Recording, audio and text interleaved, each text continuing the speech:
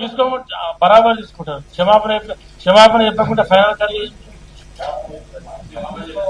క్షమాపణ చెప్పాలని మీకు బేసిక్ క్షమాపణ చెప్పాలని డిమాండ్ చేస్తారు. ఆమె చెప్పాలి, వాళ్ళ బిడ్డ చెప్పాలి. మొదలు మేము సస్పెన్షన్ షోకాజ్ నోటీస్ ఇస్తున్నాం. ఈ రోజు వరకు ఆమె వివరణ ఇవ్వాలి. ఈ రోజు వరకు ఏం మాట్లాడుతా ఉన్నారు? ముఖ్యమంత్రి గారు వచ్చినాక రేవంత్ రెడ్డి గారికి వచ్చాక నువ్వు వివరణ కాదు, నువ్వు బేషరతుగా మొదలు క్షమాపణ చెప్పాడు. మీ కూతురుతో క్షమాపణ చెప్పాడు.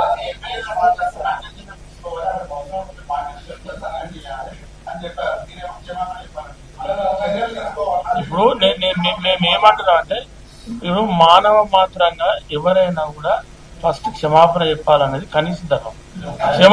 క్షమాపణ చెప్పినప్పుడు బేషరతుగా మంత్రివర్గం నుంచి తొలగిస్తారు.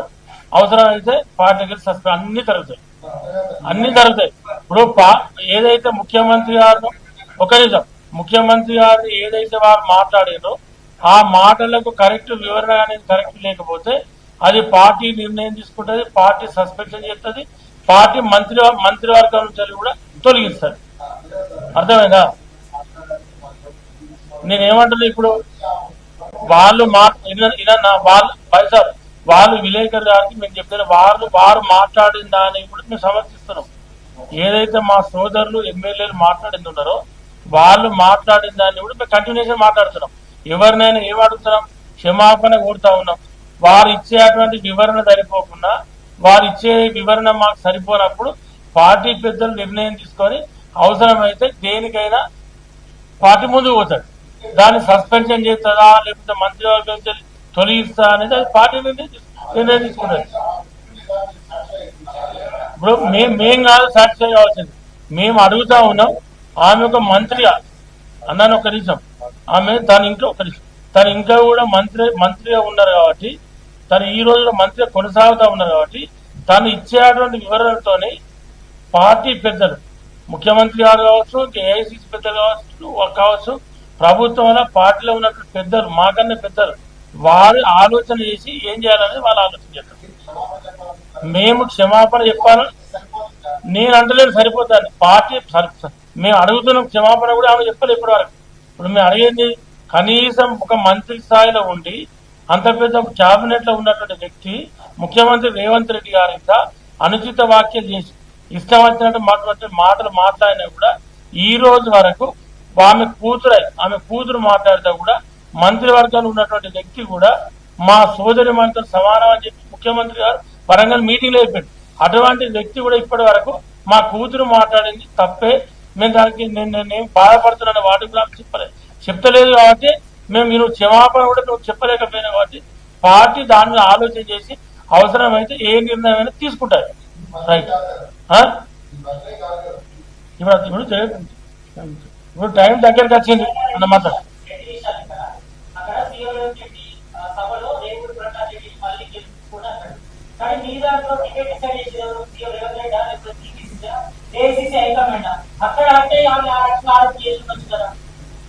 నేను అడిగిందంటే ముఖ్యమంత్రి రేవంత్ రెడ్డి గారు పిసిసి అధ్యక్షుడుగా నాకు కూడా టికెట్ డిక్లేర్ చేసి ఇవాళ ఎమ్మెల్యే కాలేదా? ఇదే ముఖ్యమంత్రి రేవంత్ రెడ్డి గారు పిసిసి అధ్యక్షుడుగా మా పెద్దపల్లి కాన్స్టిట్యూన్సీకి వచ్చి 1 year ముందు పెద్దపల్లి ఎమ్మెల్యే అభ్యర్థి విజయరామరావు క్యాండిడేట్ అని చెప్పారు. ఇవాళ అక్కడ కూడా రేవూరు ప్రకాష్ రెడ్డి సిట్టింగ్ ఎమ్మెల్యే రేవూరు ప్రకాష్ రెడ్డి ఏం మధ్య గాలికి లేడు. రేవూరు ప్రకాష్ రెడ్డి గారు sitting MLA. Revuru Prakash Reddy first MLA ఉన్న పరకాలు, మళ్ళీ రేవూరు ప్రకాష్ రెడ్డి గారు ఇక్కడ ఎమ్మెల్యేగా ఉంటారు.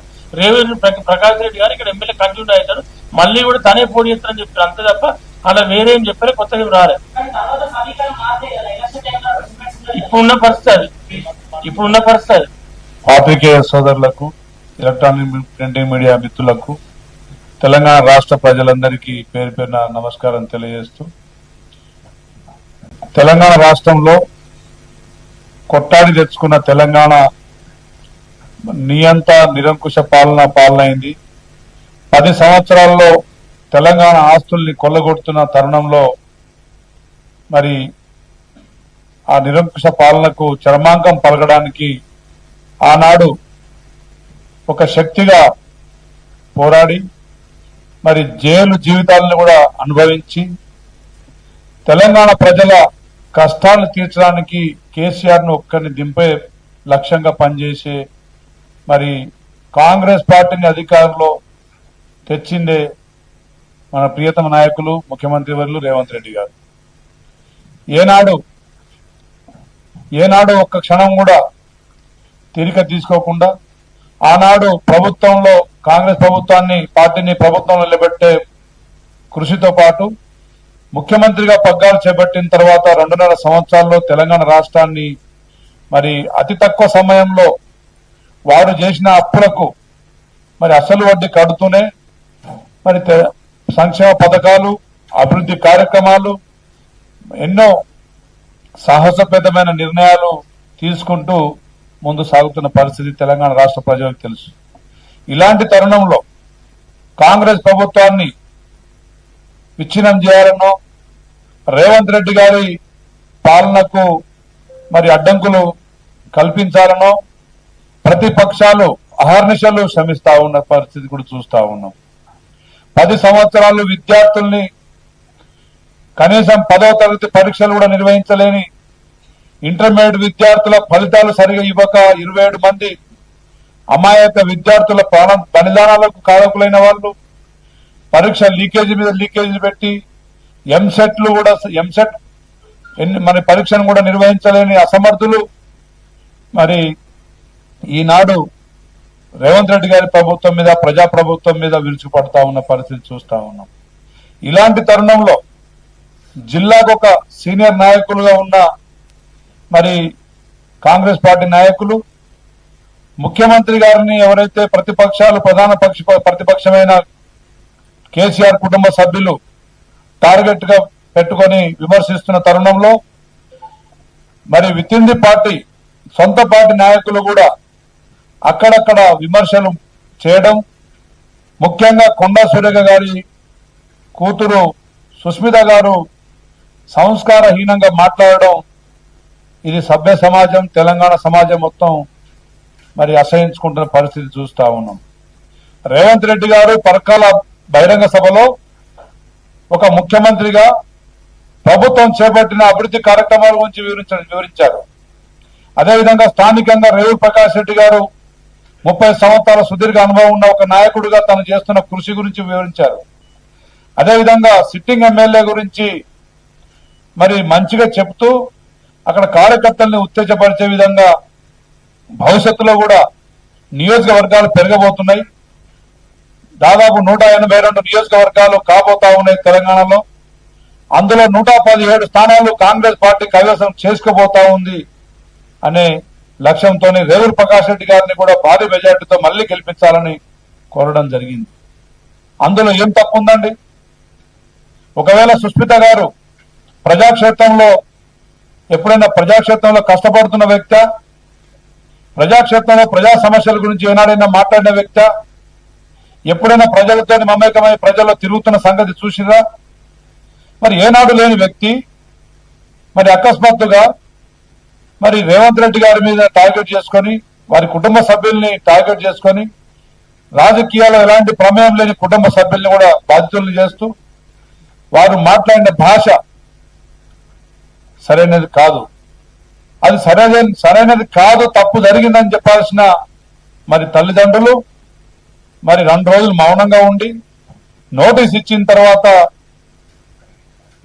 వారికి సంబంధం లేనట్టుగా మరి జవాబు ఇవ్వడం కూడా వారి నిర్లక్ష్యానికి మరి అర్థం పడతా ఉంది. కాబట్టి క్రమశిక్షణ కమిటీ, కాంగ్రెస్ పార్టీ అధిష్టానం వారి మీద తప్పకుండా చర్యలు తీసుకోవాలి.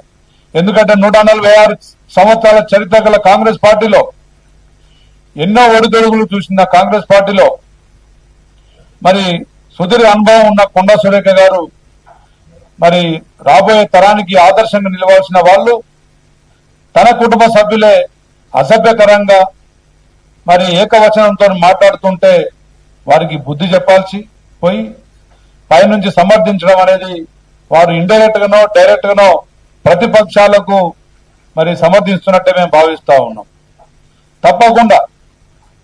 తప్పకుండా కాంగ్రెస్ పార్టీలో విచ్ఛిన్నం చేయాలని ప్రతిపక్షాలు చూస్తున్న తరుణంలో కాంగ్రెస్ పార్టీలో ఒక హోదాను అనుభవిస్తూ రాజశేఖర రెడ్డి గారి తర్వాత అంతటి నాయకుడు మా రేవంత్ రెడ్డి గారు అని చెప్పి చెప్పుకుంటూనే మీరు మన్ననలు పొందుతూనే మరి ఈ రాష్ట్ర అభివృద్ధిలో పాలు పంచుకోవాల్సిన సమయంలో మీరు ప్రతిపక్షాలను చేస్తున్న ప్రచారాన్ని తిప్పికొట్టాల్సిన తరుణంలో తిప్పికొట్టకుండా మరి మీ కుటుంబ సభ్యులతోని 2-3 పర్యాయాలు అదే విధంగా మాట్లాడడం అనేది మీ సంస్కారహీనతకు నిదర్శనం అని చెప్పి తెలియజేస్తా ఉన్నాం. ఇప్పటికైనా ముఖ్యమంత్రి గారు వచ్చే లోపు మీరు పార్టీ అధిష్టానానికి క్రమశిక్షణ కమిటీకి మీరు కలిసి ఉంటే ఈ తెలంగాణ సమాజం కొంతన్నా మిమ్మల్ని క్షమించలేదు. కాబట్టి మేమంతా మూకుమ్మడిగా ఎమ్మెల్యేలందరం ముఖ్యమంత్రి గారి పక్షాన మేము ఉన్నాం. తప్పకుండా ఈ తెలంగాణ భవిష్యత్తు దిశ నిర్దేశించే విధంగా రేవంత్ రెడ్డి గారి పాలన జరుగుతోంది. తప్పకుండా వారి పాలనకు మేమంతా సంఘీభావంగా ఉంటాం. తప్పకుండా కాంగ్రెస్ పార్టీ ఏ ఒక్క నాయకుడిని కాదు, ఇది ప్రజలది, పేద బడుగు బలైన వర్గాల ప్రజలది, బీసీ ఎస్టీ ఎస్సీ మైనార్టీలది, ఈ సెక్యులర్ పార్టీ. ఈ పార్టీలో ఎవరైనా పార్టీకి వ్యతిరేకంగా మాట్లాడుతుందంటే పార్టీకి నష్టం కలిగించే విధంగా భావించి క్రమశిక్షణ చర్యలు తీసుకోవాల్సిందే. వారు నైతిక బాధ్యతగా వారు రాజీనామా చేస్తే బాగుంటది. అదేవిధంగా వరంగల్ రాజకీయాల్లో సురేఖ గారు మంత్రిగా 2.5 సంవత్సరాలు గడిచిన తర్వాత కూడా ఏనాడు వరంగల్ జిల్లా సొంత జిల్లాలో నాయకులతో కూడా సఖ్యత లేదు. అంటే మీరు ఏ పార్టీలో ఉంటే మిమ్మల్ని గెలిపించుకోవాలి, మీరు ఏది మాట్లాడితే అది స్వీకరించాలి, చర్యలు తీసుకుంటేనేమో బీసీ కార్డును వాడుకోవాలి. ఇదా మీ సంస్కృతి? మీరు మారని పార్టీ లేదు, మీరు మాట్లాడని మాటలు లేవు. ఏ నాయకుడిని మీరు రాజశేఖర రెడ్డి గారిని, ఆ తర్వాత కేసీఆర్ గారిని,